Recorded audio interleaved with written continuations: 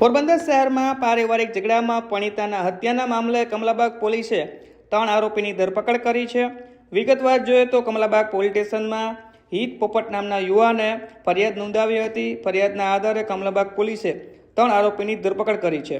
ફરિયાદમાં જણાવ્યા અનુસાર હિત પોપટ નામનો જે યુવાન છે તે પોરબંદર શહેરના બિરલા હોલની પાછળ આવેલ નેહા પેલેસમાં રહે છે। આ યુવાનની સગાઈ આશરે 1 વર્ષ પહેલા પ્રેમ સંબંધમાં સુહાસી રાયચુરા નામની યુવતી સાથે થાય છે। ત્યારબાદ આશરે 1.5-2 મહિનાથી નાની વાતમાં મંગેતર સુહાસી તથા હિત પોપટ નામના યુવાન વચ્ચે ઝઘડાઓ થતા હતા। પરિવારના સભ્યો સાથે કોઈને કોઈ કારણસર ઘરે તથા ફોન ઉપર ઝઘડાઓ થતા હતા, જેના લીધે ઝઘડાના લીધે જે હિત પોપટ નામનો યુવાન છે તે મંગેતર સુહાસીને લગ્ન કરવાની વાત જે ના પાડે છે લગ્ન કરવાની। તેના બંદૂકમાં ગઈકાલે જે શિલ્પાબેન છે, જગદીશભાઈ છે અને મંગેતર સુહાસી છે તે હિત પોપટ નામના યુવાનના ઘરે જાય છે। ત્યાં પરિવાર વચ્ચે ઝઘડાઓ થાય છે।